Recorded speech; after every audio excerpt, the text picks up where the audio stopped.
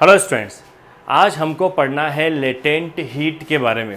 आज के टॉपिक में हम कवर करेंगे लेटेंट हीट क्या होता है, लेटेंट हीट ऑफ फ्यूजन क्या होता है, लेटेंट हीट ऑफ वेपोराइजेशन क्या होता है और हीटिंग कर्व भी देखेंगे और उसके ऊपर लेंगे हम बहुत अच्छे क्वेश्चंस।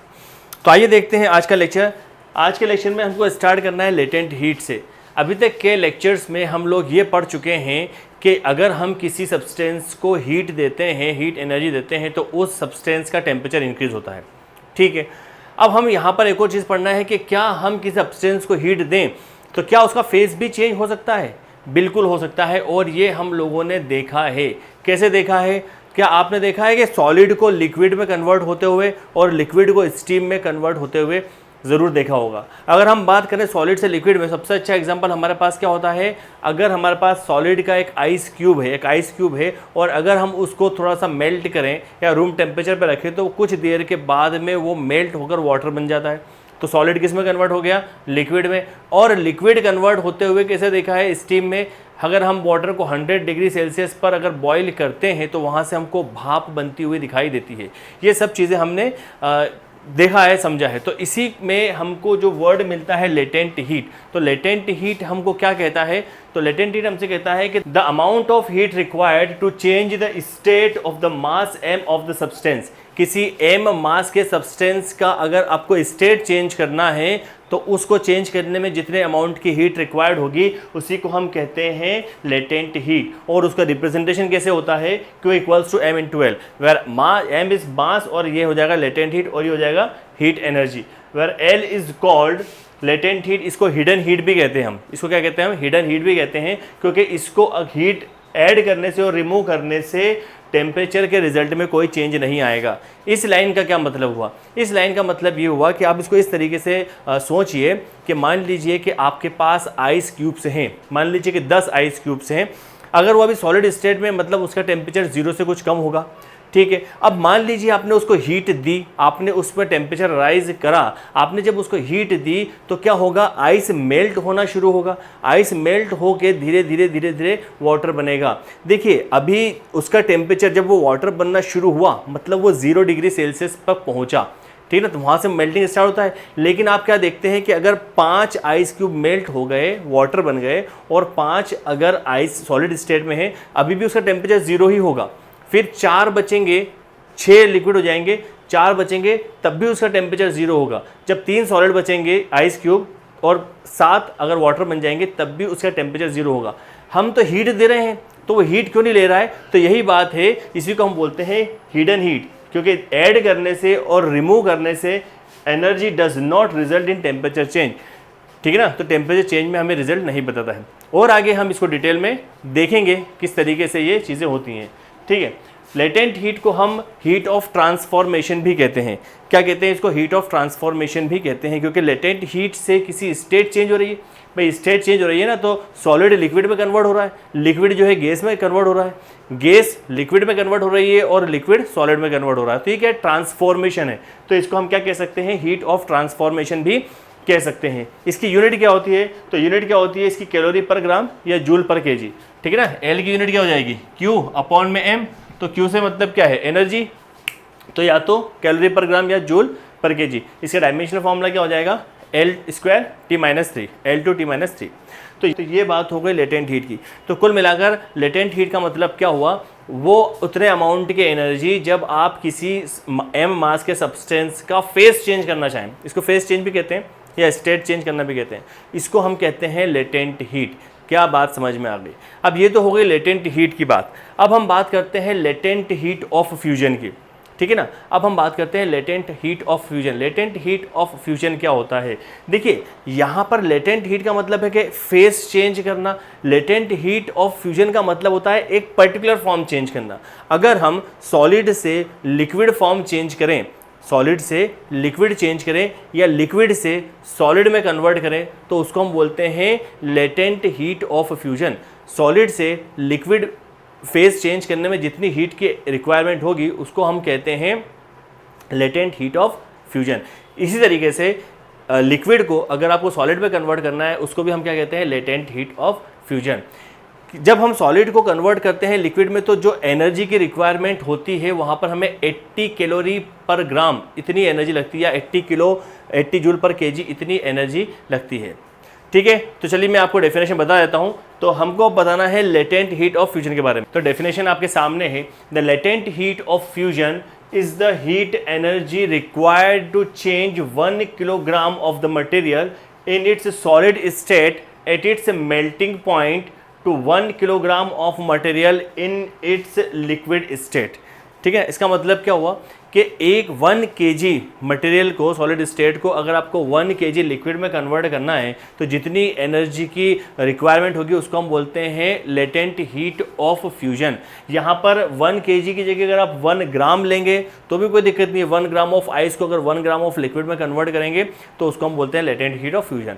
इसी तरीके से अगर लिक्विड से भी आप कन्वर्ट करेंगे सॉलिड स्टेट में या आइस में तो उसको भी हम यही बोलते हैं लेटेंट हीट ऑफ फ्यूजन। ठीक है ना। और आगे बात करते हैं तो फॉर वाटर के लिए जो नॉर्मल फ्रीजिंग टेम्परेचर है या मेल्टिंग पॉइंट है हम जानते हैं क्या है, 0 डिग्री। भाई पानी जब बर्फ़ कम बनने लगता है जब उसका मेल्टिंग पॉइंट आता है, मतलब फ्रीजिंग पॉइंट आता है जब 0 डिग्री सेल्सियस। और बर्फ़ कब मेल्ट होने लगता है, जब उसका 0 डिग्री से 0 डिग्री पर आता है, उसके बाद फिर पिघलना शुरू होता है। तो ये दोनों के लिए है, बर्फ़ के लिए वो है मेल्टिंग पॉइंट और पानी के लिए वो है फ्रीजिंग पॉइंट। अच्छा, यहाँ पर एक बहुत इंपॉर्टेंट ये वैल्यू आपको याद रखना है, ये बहुत न्यूमेरिकल्स हमारे काम आती है। तो लेटेंट हीट ऑफ फ्यूजन यहाँ पर लिखा हुआ है, लेटेंट हीट ऑफ फ्यूजन मतलब सॉलिड से लिक्विड में, खासकर बर्फ़ को अगर हमको कन्वर्ट करना है, आइस को कन्वर्ट करना है लिक्विड में, वाटर में, तो हमें कितनी एनर्जी की रिक्वायरमेंट होती है, 80 कैलोरी पर ग्राम। 80 कैलोरी पर ग्राम की हमें एनर्जी रिक्वायरमेंट होती है। तो आई बात समझ में, ये होता है latent heat of fusion. Note करें इसको। इसके बाद हम लेते हैं लेटेंट हीट ऑफ वेपोराइजेशन। इसकी भी थोड़ी सी हम चर्चा कर लेते हैं। जिस तरीके से सॉलिड से लिक्विड में कन्वर्ट करने को हम कहते हैं लेटेंट हीट ऑफ फ्यूजन, उसी तरीके से लिक्विड से अगर आप कन्वर्ट करेंगे स्टेट को वेपर में या स्टीम में, उसको हम बोलते हैं लेटेंट हीट ऑफ वेपोराइजेशन। ठीक है ना। उसमें जो होता है एनर्जी ज़्यादा लगती है, उसमें एनर्जी क्या होती है, ज़्यादा लगती है। उसमें लगती है 540 कैलोरी पर ग्राम। लिक्विड से गैसेस में मतलब स्टीम बनाने में ज़्यादा एनर्जी लगती है। कितनी लगती है, 540 कैलोरी पर ग्राम। यहाँ पर सॉलिड से लिक्विड में कितनी लग रही है, 80 लग रही है, और लिक्विड से स्टीम में कितनी लगती है, 540। इसकी वजह क्या होती है, देखिए इसकी वजह ये होती है कि सॉलिड जो होते हैं हम जानते हैं कि जो उनका इंटरमोलिकुलर फोर्स होता है वो बहुत ज़्यादा होता है, और जब हम उसको मेल्ट करते हैं तो जितना वॉल्यूम में कोई बहुत ज़्यादा चेंज नहीं होता है। भाई बर्फ़ के जो वॉल्यूम होगा वो वाटर बनेगा तो लगभग उतना बनेगा, तो वॉल्यूम में कोई बहुत ज़्यादा चेंज नहीं होता है। तो इतने ज़्यादा चेंज के लिए उसको 80 कैलोरी में काम हो जाता है। लेकिन जब लिक्विड से वेपर में कन्वर्ट होता है तब वहाँ पर क्या होता है कि जो उसका वॉल्यूम है बहुत बढ़ जाता है। वो एक इधर वॉल्यूम उसके सब तरफ भटक जाते हैं, मतलब दूर हो जाते हैं, तो उसमें ज़्यादा एनर्जी खर्च होती है। तो उसमें हमको लगता है 540 कैलोरी पर ग्राम। तो ये इसकी बात थी। अब बात है डेफिनेशन की, तो वो मैं लिखवा देता हूँ। डेफिनेशन है हमारे पास लेटेंट हीट ऑफ वेपोराइजेशन की। जैसा कि मैंने आपको बताया लेटेंट हीट ऑफ वेपोराइजेशन क्या होता है। The latent heat of vaporisation is the amount of heat energy released when 1 kilogram of vapour changes into 1 kilogram of liquid. ठीक है, इसको आप ऐसे भी देख सकते हैं, या लिक्विड से वेपर में चेंज करने में भी वही काम होगा। भाई लिक्विड से अगर हम उसको बॉईल करेंगे 100 डिग्री तक तो वाटर रहेगा, 100 डिग्री के बाद हम उसको और हीट देंगे तो वहाँ से स्टीम बनेगा। ठीक है, और वेपर से अगर लिक्विड में कन्वर्ट करो, लिक्विड से वेपर में कन्वर्ट करो, दोनों एक ही बात है। तो इसमें क्या रिलीज़ करेगा और उसमें उसको हीट एनर्जी चाहिए। तो when 1 kilogram of vapour changes into 1 kilogram of liquid for water के लिए at its normal boiling point और condensation temperature. Normal boiling point क्या होता है वाटर का, 100 डिग्री सेल्सियस। जिस तरीके से मेल्टिंग पॉइंट कितना होता है, 100 होता है, तो बॉइलिंग पॉइंट वाटर का कितना हो जाएगा 100 डिग्री सेल्सियस। वहाँ से पानी उबलना शुरू हो जाता है। ठीक है, तो the latent heat of vaporization, ठीक है ना, और उसकी लेटेंट हीट क्या हो जाएगी, वेपराइजेशन की भी लेटेंट हीट यही होती है। अब यहाँ पर देखिए लिखा है लेटेंट हीट ऑफ वेपराइजेशन या लेटेंट हीट ऑफ स्टीम। इसमें जो प्रोसेस में जो हमने इसका फेस चेंज करा है, फेस चेंज करने में हमें कितनी एनर्जी की रिक्वायरमेंट होती है, 540 कैलोरी पर ग्राम। लगभग 540 कैलोरी पर ग्राम। कितना ज़्यादा डिफरेंस है, सॉलिड से लिक्विड में कन्वर्ट करा था तो कितना एनर्जी लगी थी 80 कैलोरी पर ग्राम, और यहाँ पर कितनी लग रही है 540 कैलोरी पर ग्राम। एक इंपॉर्टेंट पॉइंट है, इसको याद रखना। ये मैंने एक छोटी सा एक रफली डायग्राम बना के देखा है आपको समझाने के लिए।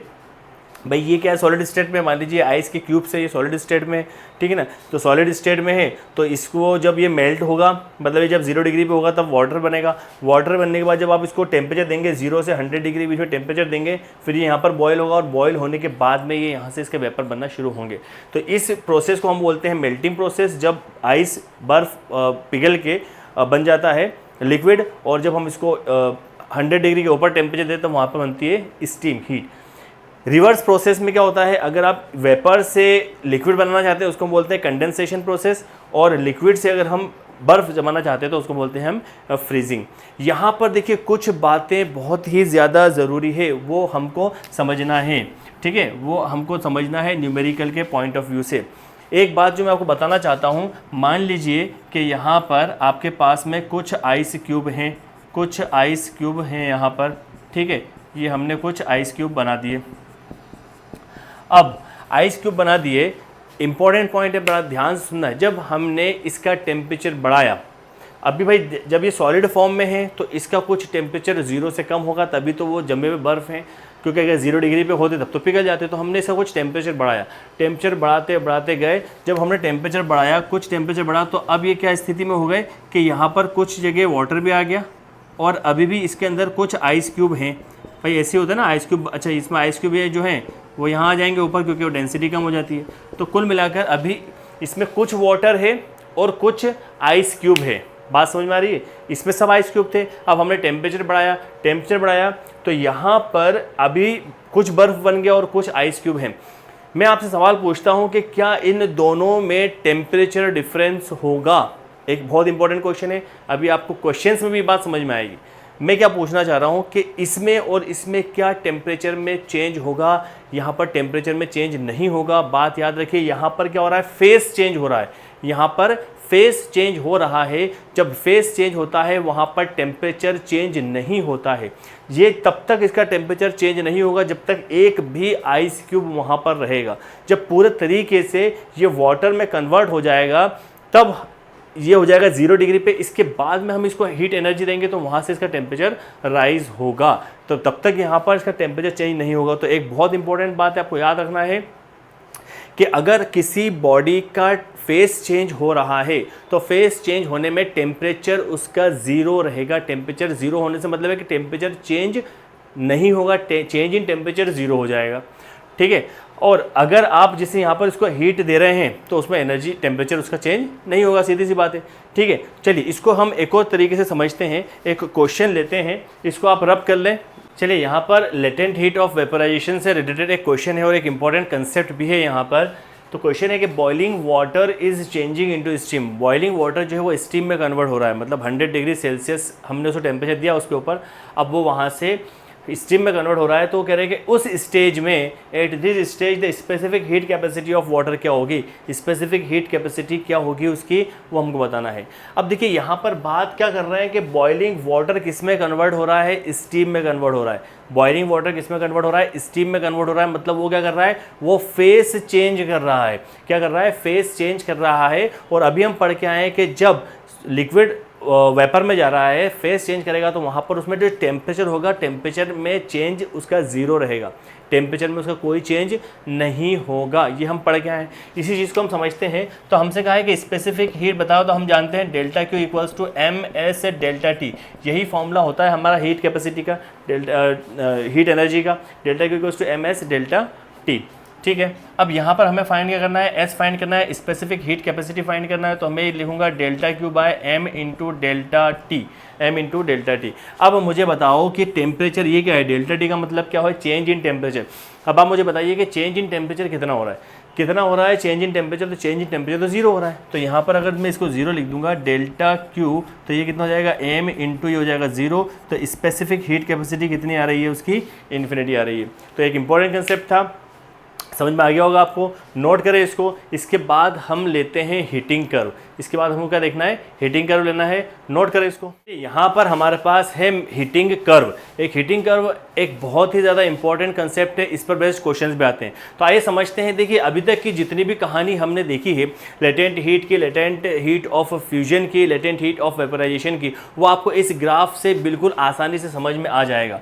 देखिए हम यहाँ पर ग्राफ बना रहे हैं तो आपको ये कुछ ग्राफ इस तरीके से जाता हुआ दिखाई दे रहा होगा। ये किन दो चीज़ों के बीच का ग्राफ है, ये टाइम और टेम्परेचर के बीच का ग्राफ है। मतलब टाइम बढ़ता जाएगा और टेम्परेचर में क्या वेरिएशन हो रहे हैं उसके बारे में आपको पता चलेगा। तो अगर आप यहाँ पर देखेंगे तो देखिए यहाँ पर ये जीरो, ये ओरिजिन पॉइंट है, मतलब एक इनिशियल पॉइंट हमने ओ लिया है। तो अगर ये है मेल्टिंग पॉइंट, ये है 0 डिग्री सेल्सियस है, ये कितना है 0 डिग्री सेल्सियस। मतलब यहाँ पर ये आइस क्यूब्स थे, मान लीजिए कि बहुत सारा आइस क्यूब जो हम बात कर रहे हैं, बहुत सारे आइस क्यूब थे, सॉलिड फॉर्म में थे। अब मेल्टिंग से नीचे है तो जाहिर सी बात है कि उसका टेम्परेचर कुछ नेगेटिव में होगा, -10, -20, -30 कुछ भी होगा मेल्टिंग पॉइंट से नीचे। तो हमने ये देखा कि अभी जब ये इस स्टेज पर थे, जब हमने उनको हीट दी, बात को ध्यान से समझना है, जब हमने उनको हीट दी तो उसमें टेम्परेचर बढ़ा।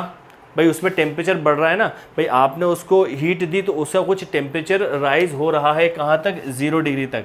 तो क्योंकि 0 डिग्री तक आते आते ही बर्फ़ पिघलेगी, ऐसा तो नहीं है कि -20 हो गया, 30 से 20 और बर्फ़ पिघलना शुरू हुई, नहीं, बस टेम्परेचर ले रहा है वो। जब ये टेम्परेचर ले रहा है तो -30 से -20, -10 और यहाँ पर 0 आए, तो यहाँ पर वो एनर्जी ले रहा है। तो यहाँ पर हमें कौन सा फॉर्मूला लगेगा, MS डेल्टा टी।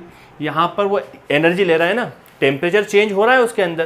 भाई टेम्परेचर चेंज हो रहा है तभी तो -30 से -20 हुआ, -20 से -10 हुआ, -10 से 0 हुआ, टेम्परेचर चेंज हुआ। तो यहाँ पर ये इक्वेशन आएगी, ध्यान रखना है, ठीक है। अब वो पहुँच गया कहाँ पर, मेल्टिंग पॉइंट पर पहुँच गया, सारे पीसेस, उसका टेम्परेचर 0 हो गया। अब यहाँ से अगर हम उसको हीट देंगे, यहाँ से हम उसको टेम्परेचर देंगे, तो यहाँ से जो आइस क्यूब है वो पिघलना शुरू होगी। तो पिघलना शुरू होगी तो धीरे धीरे पहले 1, 2, 3 ऐसे पिघलेंगे। तो अभी हमने बात करी, अब यहाँ पर क्या हो रहा है, ये फेस चेंज हो रहा है, ये यहाँ पर क्या हो रहा है, फेस चेंज हो रहा है। तो मैंने आपको बताया था फेस चेंज में टेम्परेचर क्या चेंज होगा, नहीं होगा। फेस चेंज में टेम्परेचर चेंज नहीं होता है। तो यहाँ पर क्या लगेगा, यहाँ पर डेल्टा क्यू इक्वल्स टू लगेगा M × LF, latent heat of fusion लगेगा। क्योंकि यहाँ पर इस कंडीशन में इसके पास सॉलिड भी है और लिक्विड भी है, ठीक है ना, दोनों है, यहाँ पर पिघल रहा है, यहाँ पर एनर्जी ली, यहाँ पर सॉलिड लिक्विड। अच्छा अब यहाँ पर वो आ गया, यहाँ पर लिक्विड बन गया, ठीक है ना, ये पूरा लिक्विड बन गया। यहाँ पर सॉलिड और लिक्विड था, मेल्ट हो रहा था, यहाँ पर अब ये पूरा लिक्विड बन चुका है। अब यहाँ से हमने पूरा पानी हो गया। अब जब आप पानी को हीट देंगे, जब आप पानी को गर्म करेंगे तो 0 डिग्री से आपने टेम्परेचर दिया तो थोड़ा सा गुनगुना होगा, 10 degree, 20 degree, 30 degree, 40 degree, 50, 60, 70, 80, 100 degree तक वो जाएगा। तो यहाँ पर टेम्परेचर क्या हो रहा है, बढ़ रहा है कि नहीं बढ़ रहा है, टेम्परेचर यहाँ पर बढ़ रहा है। तो टेम्परेचर में चेंज है तो यहाँ पर इक्वेशन हम क्या लेंगे, MS डेल्टा टी। क्या इक्वेशन लेंगे, MS डेल्टा टी, ठीक है। अब ये कहाँ पर पहुँच गया, ये पहुँच गया अपने बॉइलिंग पॉइंट पर। कहाँ पहुँच गया, ये पहुँच गया बॉइलिंग पॉइंट पर, पहुँच गया 100 डिग्री सेल्सियस पर। अब इसमें और हीट दी, अब और हीट दी तो इसका टेम्परेचर अब ये लेगा, जब हीट, लेकिन टेम्परेचर लेगा, टेम्परेचर चेंज होगा क्या, टेम्परेचर चेंज नहीं होगा। अब जब आप इसको हीट दे रहे हैं तो ये हीट तो ले रहा है, हिडन हीट ले रहा है, लेकिन इससे टेम्परेचर चेंज नहीं हो रहा है, ठीक है ना। तो ये हीट लेगा, ये क्या हो जाएगा, ये चेंज कर रहा है, किस फॉर्म में बनने की कोशिश करेगा, गैस के फॉर्म में बनने की कोशिश करेगा। तो यहाँ पर हम क्या लेंगे, delta Q equals to M × latent heat of vaporization. अच्छा देखिए यहाँ पर आप देख रहे होंगे यहाँ पर कम स्पेस दिख रही है और यहाँ पर ज़्यादा स्पेस दिख रही है। इसका मतलब क्या है कि यहाँ पर ये कितनी एनर्जी ले रहा है, 80 कैलोरी पर ग्राम। सॉलिड से लिक्विड में कन्वर्ट होने में कितनी एनर्जी ले रहा है, 80 कैलोरी पर ग्राम। उसी में ये यहाँ से वाटर से या गैस में आने में, मतलब उसमें इस स्टेट में चेंज होने में कितनी लेगा एनर्जी, 540 कैलोरी पर ग्राम, ठीक है, इतनी एनर्जी ये लेगा। अच्छा यहाँ पर एक और सवाल उठता है कि सर इसका स्लोप इस तरीके से क्यों बन रहा है। तो देखिए यहाँ पर हमको एक इक्वेशन हम जानते हैं कि डेल्टा इक्वल्स टू क्या होता है, MS डेल्टा टी, ठीक है ना। अगर मैं इसको टाइम के रेस्पेक्ट में इसको मैं डिवाइड कर दूँ, ठीक है ना, तो मैं अगर इसको टाइम के रेस्पेक्ट में डिवाइड कर दूं तो ये इस तरीके से इक्वेशन बनेगी। अब देखिए ये क्या है, ये क्या है, energy per unit time. Energy per unit time क्या होता है, एनर्जी पर यूनिट टाइम होता है पावर। क्या होता है, पावर, ये होता है पावर, ये हो जाएगा M S delta T by delta T, ये हो गया आपके पास पावर।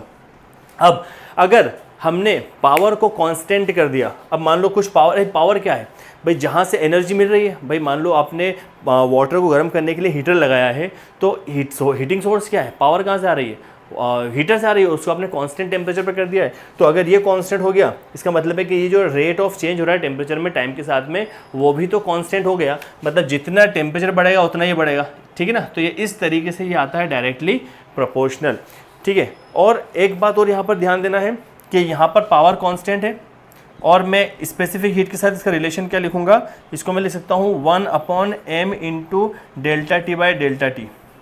अब आप सोचेंगे सर ये 1 क्यों लिख दिया, तो 1 लिखो मत लिखो, यहाँ पर ये P लिख दो, P यहाँ पर क्या रहेगा, कांस्टेंट रहेगा। तो स्पेसिफिक हीट के साथ पावर तो कांस्टेंट है, लेकिन मास और change in temperature with respect to time का रिलेशन क्या हो जाएगा, इन्वर्सली प्रोपोर्शनल। एस जो है इन्वर्सली प्रोपोर्शनल है एम के साथ, और डेल्टा टी बाई टी। अभी डेल्टा टी बाई टी क्या है, डेल्टा टी बाई टी यहाँ पर है आपके पास में स्लोप, स्लोप है, क्या है, स्लोप है, ये स्लोप, ये स्लोप किसके रेस्पेक्ट में है, ये टेम्परेचर और टाइम के रेस्पेक्ट में। भाई आप लोगों ने पढ़ा है ना, ये एक्स एक्सिस, ये वाई एक्सिस, इसकी स्लोप को हम क्या बोलते हैं, dy बाई डी एक्स ही तो बोलते हैं, स्लोप ही तो बता रहा है। तो यहाँ पर टेम्परेचर और टाइम के रेस्पेक्ट में है, तो यहाँ पर स्लोप कौन बताएगा, dy बाई डी एक्स। अच्छा, स्लोप बताने का मतलब क्या हो गया कि इसको मैं स्लोप के साथ में ऐसा भी तो लिख सकता हूँ m इंटू टेन थीटा, क्या लिख सकता हूँ मैं इसको, m इंटू टेन थीटा। एक इंपॉर्टेंट फॉर्मूला है, इसको याद रखें, अभी हमें इसको न्यूमेरिकल करने में काम आएगा। क्या यहाँ तक बात समझ में आ गई। एक इंपॉर्टेंट बात सबसे ज़्यादा ज़रूरी, मैं बार बार दोहरा रहा हूँ कि अगर टेम्परेचर में चेंज आ रहा है, अगर टेम्परेचर में चेंज आ रहा है तो हमें ये वाला फॉर्मूला यूज़ करना है एम एस डेल्टा टी। और अगर फेस में चेंज आ रहा है, फेस में अगर चेंज आ रहा है तो हम वहाँ पर लेंगे m into L, latent heat of fusion या लेटेंट हीट ऑफ वेपोराइजेशन का फॉर्मूला। तो उम्मीद है आप लोगों को समझ में आ गया होगा, समझ में आ गया, इसको नोट करें। अब हम लेते हैं इस पर कुछ न्यूमेरिकल्स, क्वेश्चन लेते हैं इस पे। Work done in converting 1 gram of ice eight -10 degree Celsius into steam eight 100 degree Celsius. हमको यहाँ पर वर्क बताना है, कितना वर्क करा अगर 1 ग्राम आइस को कन्वर्ट करना है, 1 ग्राम आइस जो कि -10 डिग्री सेल्सियस पर है, उसको कन्वर्ट करना है, हमें स्टीम बनाना है एट 100 डिग्री सेल्सियस पर। तो उसमें क्या क्या चेंजेस होंगे। अब एक बात तो यहाँ पर जाहिर है कि भाई सीधी सी बात है, कोई भी सॉलिड है वो डायरेक्टली स्टीम नहीं बनेगा, ठीक है ना। एक केस अलग है, कपूर वाला जो केस होता है, ठीक है ना, तो उसमें डायरेक्ट बनता है, लेकिन वो एक अलग केस है, वहाँ पर हमको उसकी बात नहीं करना है। अभी हमें सॉलिड, लिक्विड और उसकी बात करना है, गैस की बात करना है। तो यहाँ पर वो कह रहे हैं कि आइस जो है, आइस कितना है, आइस को स्टीम में कन्वर्ट करना है। तो आइस को स्टीम में कन्वर्ट करना है तो उसमें क्या होगा, पहले आइस वाटर में मेल्ट होगा, वाटर के बाद में फिर वो स्टीम में कन्वर्ट होगा। तो यहाँ पर हम समझते हैं किस किस तरीके से होगा। चलिए मैं एक एक बार करके आपको कुछ फेज बता दूँ। सबसे पहले क्या होगा, वाटर -10 डिग्री सेल्सियस पे है, हम इसको हीट देंगे, ये हीट इसके अंदर हीट चेंज, टेम्परेचर चेंज होगा। जब टेम्परेचर चेंज होगा तो ये आ जाएगा, आइस कितने डिग्री पे आ जाएगा, 0 डिग्री पे, टेम्परेचर लेकर 0 डिग्री पे आ जाएगा। 0 डिग्री पे जब वो आ जाएगा तो अब वहाँ से वो वाटर बनना शुरू होगा। अब वाटर को जब हम हीट देंगे तो वो वहाँ से उसका फेस चेंज होगा। चलिए हम इसको क्वेश्चन में करते हैं। चलिए फर्स्ट पॉइंट क्या है कि आइस पहले कहाँ था, आइस पहले था at -10 degree Celsius, -10 degree Celsius पर था। आपने उसको हीट दी भाई, -10 से आपने उसको हीट दी, तो उसमें क्या हो जाएगा, टेम्परेचर चेंज हो जाएगा। क्या हो जाएगा, टेम्परेचर चेंज हो जाएगा। अब टेम्परेचर चेंज होगा तो भाई जाहिर सी बात है कि टेम्परेचर चेंज होगा तो उसकी कुछ एनर्जी भी चेंज आएगा। और हम जानते हैं एनर्जी चेंज का फॉर्मूला क्या होता है, एम एस डेल्टा टी। मैंने आपको कितनी बार बोला है कि अगर टेम्परेचर चेंज होगा तो हमें ये वाला फॉर्मूला यूज़ करना है। चलिए अब यहाँ पर हमें मास कितना है, तो भाई वाटर है, ठीक है ना, हमको उसको वाटर में कन्वर्ट करना है, और आइस है तो उसका मास कितना हो जाएगा, वो तो 1 हो जाएगा। Specific heat of ice, ice की स्पेसिफिक हीट हम जानते हैं कितनी होती है, 0.5 या फिर 1/2। और टेम्परेचर कितना चेंज हो रहा है, तो हम इसको टेम्परेचर चेंज करके कहाँ तक लेकर आ गए, इसको हमने 10 डिग्री टेम्परेचर तक कर दिया। तो ये कितना हो जाएगा, 5 कैलोरी पर ग्राम, इतना वर्क करा। टेम्परेचर चेंज करके हम कहाँ पर लेकर आ गए इसको, हम इसको लेकर आ गए आइस एट 0 डिग्री, इतना टेम्परेचर हमने चेंज कर दिया। पहले कहाँ था, -10 था, टेम्परेचर चेंज करा, कहाँ तक लेकर आ गए, 0 डिग्री पे, ठीक है। अब 0 डिग्री पर आइस है, आइस 0 डिग्री पर है, तो अब क्या हो रहा है, अब आइस जब अब 0 डिग्री पर आइस आ गया, अब यहाँ से वो उसको हम हीट दे रहे हैं, यहाँ से हम उसको हीट दे रहे हैं, लेकिन यहाँ से वो अपना फेस चेंज करेगा। फेस चेंज करेगा मतलब पहले एक आइस क्यूब वाटर बना, फिर दूसरा, फिर तीसरा, फिर चौथा। तो यहाँ पर हीट में क्या टेम्परेचर में चेंज हो रहा है? टेम्परेचर में चेंज नहीं हो रहा है। किस में चेंज हो रहा है? इसमें एनर्जी में। तो यहाँ पर हम जब बोलेंगे कि water at 0 degree, water at 0 degree है, तो यहाँ पर इसमें क्या होगा? फेस चेंज हो जाएगा। यहाँ पर क्या हो जाएगा? Face change. इसमें अब क्या हो जाएगा? यहाँ पे मैं लिख देता हूँ फेस चेंज। फेस चेंज हो जाएगा, फेस चेंज हो जाएगा। तो यहाँ पर हम क्या लिखेंगे? फेस चेंज में क्या हो जाएगा? डेल्टा क्यू इक्वल्स टू, यहाँ पर हो जाएगा m into latent heat of fusion, latent heat of fusion. अब मास ऑफ वाटर कितना है? m। मास ऑफ वाटर कितना है? m। और लेटेंट हीट ऑफ फ्यूजन वो कितना आएगा? 80। अभी मैंने बताया था कि सॉलिड से लिक्विड में कन्वर्ट होने में कितना लगता है? 80। तो यहाँ पर कितना हो जाएगा? मास कितना है? 1। ये हो जाएगा 80 कैलोरी पर ग्राम। ये कब की बात है? ये जब फेस चेंज होकर ये कहाँ आ गया? वाटर बन गया। वाटर बन रहा है 0 डिग्री सेल्सियस पर, ठीक है। अब वाटर बन गया। अब वाटर बनने के बाद फिर हमने इसमें टेम्परेचर दिया, फिर हमने इसमें टेम्परेचर चेंज करा, मतलब हमने इसको हीट दी, तो अब इसमें कुछ टेम्परेचर आएगा। जब टेम्परेचर आएगा तो वाटर कहाँ तक चले जाएगा? तो वाटर अब जाएगा, वाटर एट कहाँ तक जाएगा? 100 डिग्री सेल्सियस तक पहुँच जाएगा। तो अब इसमें टेम्परेचर चेंज हुआ 0 से 100, तो यहाँ पर क्या हो जाएगा? Delta Q equals to M S delta T. यहाँ पर mass of water 1, specific heat of water 1, और चेंज इन टेम्परेचर कितना हो जाएगा? 100 हो जाएगा। भाई मास कितना है वाटर का? 1, स्पेसिफिक हीट ऑफ वाटर कितना है? 1, और चेंज इन टेम्परेचर कितना है? कितना चेंज हुआ? 0 से 100 या 100 से 0, 100 डिग्री का। तो यहाँ पर कितना हो जाएगा? 100। एनर्जी कितनी आ गई? कैलोरी पर ग्राम, ठीक है। यहाँ तक भी बात हो गई। अब वाटर पहुँच गया 100 पर, अब इसको हमने और हीट दी, तो अब इसमें क्या होगा? फेस चेंज हो जाएगा। अब क्या हो जाएगा? इसमें फेस चेंज हो जाएगा, तो स्टीम बनेगी। स्टीम कितने डिग्री पे बनेगी? 100 डिग्री से स्टीम बनना शुरू हो जाएगी। तो यहाँ पर फेस चेंज हो रहा है, तो फेस चेंज हो रहा है, तो यहाँ पर हम कौन सा फॉर्मूला लेंगे? m into latent heat of vaporisation. Mass कितना है? वो तो 1 ही है, और लेटेंट हीट ऑफ वेपराइजेशन ये कितनी एनर्जी लगती है इसमें? 540। तो यहाँ कितना जाएगा? 540 कैलोरी पर ग्राम, ठीक है। तो टोटल एनर्जी जो लगी आइस से -10 डिग्री सेल्सियस से स्टीम बनाने में, वो टोटल कितनी लगी? 5 + 80 + 100 + 540। इसको आप ऐड कर लें तो यहाँ कितना जाएगा आपके पास में? 5। यहाँ पर जाएगा आपके पास में, ये हो जाएगा 6, 7, ये 725 कैलोरी पर ग्राम। इतनी एनर्जी लगेगी -10 डिग्री आइस क्यूब को कन्वर्ट करने में स्टीम में 100 डिग्री सेल्सियस तक। तो ये था पूरा उसका ग्राफ से भी अगर आप इसको दिमाग में बिठाएंगे तो आपको समझ में आ जाएगा। नोट करें, इसके बाद हम 1-2 ग्राफ के भी क्वेश्चन ले लेते हैं। नोट करो इसको। यहाँ पर एक क्वेश्चन है हमारे पास, ग्राफ पर बेस्ड, हीटिंग कर्व पर बेस्ड एक ग्राफ है। क्वेश्चन है, a substance is in solid form at 0 degree Celsius, the amount of heat added to the substance are plotted in graph. मतलब हमारे पास एक सॉलिड फॉर्म में सब्सटेंस है 0 डिग्री सेल्सियस पर, तो उसमें the amount of heat added to the substance, graph के ज़रिए हमको पता चला है कि क्या क्या हीट उन्होंने दी है। यहाँ पर सॉलिड फॉर्म में था, तो यहाँ तक इस पॉइंट तक तो वो मेल्टिंग पॉइंट तक आया, मतलब वो यहाँ से पिघलना शुरू होगा। कहाँ तक? 80 डिग्री सेल्सियस तक। जब उसका 80 डिग्री सेल्सियस टेम्परेचर दिया, अब यहाँ से वो मेल्टिंग पॉइंट पर आया है। फिर यहाँ से यहाँ तक उसका फेस चेंज हुआ है, ए से बी, ठीक है ना। उसमें कितनी एनर्जी लगी है, कितनी कैलोरी मिली है एनर्जी? 2000 - 1000। और फिर यहाँ आने के बाद फिर उसका टेम्परेचर बढ़ा है, तो वो नए फॉर्म में चेंज हुआ है, ठीक है ना। ये सारी चीज़ें हमको दी है, गैसेस के फॉर्म में वो गया है, ठीक है। इसमें गैसेस भी होगा, ठीक है ना। तो ठीक है, बाकी सब इन्फॉर्मेशन बराबर है। चलिए, तो यहाँ पर अब हम बात करते हैं। चलिए, सबसे पहले हम बात करते हैं कि हमें क्या क्या क्वेश्चन पूछा है। Mass of the substance, substance का मास बताइए, सब्सटेंस का मास बताइए। तो भाई सब्सटेंस का मास बताने के लिए हम सबसे पहले देखते हैं कि देखिए 0 से सॉलिड फॉर्म में था, सॉलिड फॉर्म से उसको मेल्टिंग पॉइंट तक जाने में एनर्जी कितनी एनर्जी दी? 0 से लेकर 100 कैलोरी। ये कैलोरी में है, नीचे कैलोरी में है, ऊपर सेल्सियस में है, टेम्परेचर में है। तो 0 से इस पॉइंट तक जाने में उसको कितनी एनर्जी दी? 1000 एनर्जी दी। तो यहाँ पर अगर मैं केस 1 ले लूँ तो यहाँ पर मैं क्या लूँगा, delta Q equals to M S delta T.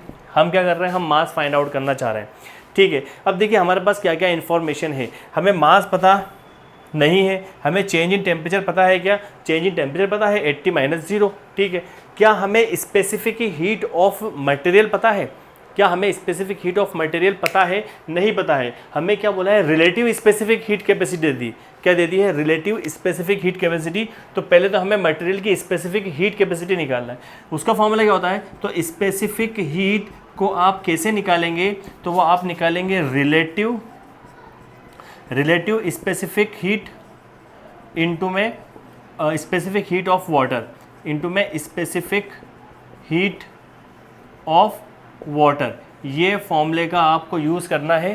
क्या, किसी भी सब्सटेंस के अगर आपको निकालना है, स्पेसिफिक हीट की वैल्यू निकालना है, तो आपको वाटर से उसका मल्टीप्लाई करना होगा, ठीक है। तो यहाँ पर specific heat of substance S है, रिलेटिव स्पीड कितनी रखी है, 0.5 दे रखी है, और वाटर की कितनी दे रखी है यहाँ पर 1000 किलो कैलोरी में, ठीक है, कैलोरी पर केजी में दे रखा है।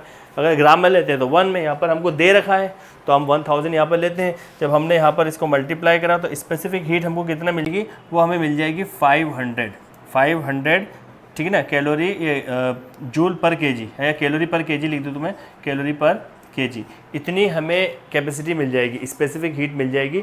0.5 इंटू करेंगे तो ये हमको एस मिल गया। अब इस वैल्यू को सारी यहाँ पर आप प्लॉट कर। एनर्जी कितनी दे रखी है, एनर्जी हमारे पास कितनी है, यहाँ से यहाँ तक जाने में 1000 खर्च हुई है, तो यहाँ पर आ जाएगा 1000। मास तो हमें फाइंड करना है, स्पेसिफिक हीट ऑफ सब्सटेंस वो हमने फाइंड करी, कितनी 500 आ गई, और चेंज इन टेम्परेचर कितना हुआ, 0 से 80, मतलब 80 से 0, ठीक है ना, यहाँ पर 80 हो जाएगा।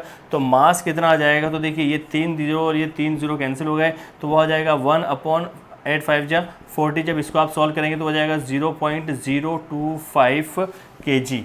इतना मास, ये है मास आपके पास में, ठीक है ना। ये मिल गया हमको फर्स्ट वाले क्वेश्चन का आंसर, ठीक है। तो नोट करें इसको, फिर हम लेते हैं इसमें सेकंड वाला पार्ट। अब सेकंड वाला जो पार्ट है उसको हमें नोट कर लेना है। तो यहाँ पर देखिए जो जो चीज़ें हमको मिल गई है उसको हम नोट कर लेते हैं। जैसे हमको मास मिल गया है 0.025 kg, इसको आप नोट कर लें, ठीक है। चलिए अब हम देखते हैं अगला पार्ट हमको क्या पूछा गया है। सेकंड पार्ट यहाँ पर है specific heat of the melting process. Melting process में आपको स्पेसिफिक लेटेंट हीट बताना है मेल्टिंग प्रोसेस की। चलिए ठीक है, मेल्टिंग प्रोसेस की अगर हमें बताना है तो लेटेंट हीट बताना है, तो लेटेंट हीट का फॉर्मूला जो बनेगा वो क्या बनेगा, m into latent heat of fusion, यही फॉर्मूला बनेगा। अब देखिए यहाँ से यहाँ तक जाने में उसको कितनी एनर्जी लग रही है, तो यहाँ से यहाँ तक जाने में तो कितना हो जाएगा, 1000 हो जाएगा। 1000 मास कितना है, 0.025 इंटू लेटेंट हीट, यही हमको फाइंड करना है, लेटेंट हीट, ठीक है ना, लेटेंट हीट ऑफ फ्यूजन ये फाइंड करना है। जरा इसको डिवाइड में लेके आ जाओ, 1000 divide by 0.025 equals to L। ये यहाँ से हट जाएगा, ये इसको हटा देता हूँ, यहाँ से ये 2 0 हट गए, तो यहाँ पर ये हो जाएंगे 1 2 और 3, है ना, पॉइंट डेसिमल हटाया हमने, तो डेसिमल हटाने के बाद 1 2 3 0 ऊपर चले जाएंगे, इससे इसको डिवाइड करोगे तो ये हो जाएगा आपके पास में 4 टाइम्स, और ये हो जाएगा आपके पास में 1 2 3, ठीक है ना। यहाँ पर ये हो जाएगा 4 टाइम्स, और ये हो जाएगा 40,000 कैलोरी पर केजी। ये है आपके पास की वैल्यू, ये हमको मिलेगी इसकी वैल्यू, L की वैल्यू, ठीक है। तो ये तो हो गया सेकंड वाला पार्ट। अब थर्ड वाला पार्ट है specific heat of substance in the liquid state. अब हमसे क्या बोला है उन्होंने कि स्पेसिफिक हीट बताओ सब्सटेंस की लिक्विड स्टेट में। लिक्विड स्टेट कहाँ से कहाँ तक है, अब ये यहाँ से यहाँ तक ये आपको दिख रहा है फेस चेंज हो रहा है, तो यहाँ से यहाँ तक ये अब बन गया लिक्विड स्टेट में, ठीक है। तो वो बोल रहा है इसकी स्पेसिफिक हीट हमें बताएं। तो जब स्पेसिफिक हीट बता रहे हैं मतलब वहाँ पर टेम्परेचर का कुछ चेंज हो रहा होगा, टेम्परेचर का चेंज हो रहा है ना, तो टेम्परेचर का जब चेंज होगा तब हम कॉमन लगाएं delta Q equals to M S delta T. तो यहाँ पर एनर्जी कितनी मिल रही है हमको, 2600 माइनस 2000, तो यहाँ पर हम लिखेंगे 26,000 माइनस 200 मतलब 600 आ जाएगा। मास हमको पता है 0.025 है, into specific heat capacity into change in temperature. Temperature कितना चेंज है, 120 माइनस 80 मतलब 40। भाई यहाँ तक लेना है ना, तो 120 माइनस 40 लेना है। अब इन वैल्यूज़ को जरा आप सॉल्व कर ले तो हो जाएगा 600 divided by 0.025 into 40 equals to S। यहाँ पर हम देखिए ये इससे कैंसिल करते हैं, 0 से 0 कैंसिल हो जाएगा, 4 से ये कैंसिल हो जाएगा, ये कितने टाइम्स कैंसिल हो जाएगा, 15 टाइम्स कैंसिल हो जाएगा। तो s की जो वैल्यू हमको मिलती है वो मिलती है 15 डिवाइडेड बाय 0.025। इसको जरा और सिंप्लीफाई करें तो ये हो जाएगा 15, ये 3 0 पर चले जाएंगे और नीचे के यहाँ रह जाएगा आपके पास में 25 रह जाएगा। अब जरा इसको आप डिवाइड कर दें, इसको आप डिवाइड करेंगे तो 25 से 150 कितने टाइम्स जाएगा, 6 टाइम्स जाएगा, और ये 200, ये 600 कैलोरी पर केजी पर केल्विन, ये हमको मिल जाएगी specific heat of capacity of this substance. ठीक है, तो मुझे यहाँ तक अंदाज़ा है आपको आज का लेक्चर समझ में आया होगा। तो नोट करें, फिर हम मिलते हैं नेक्स्ट क्लास में। बाय।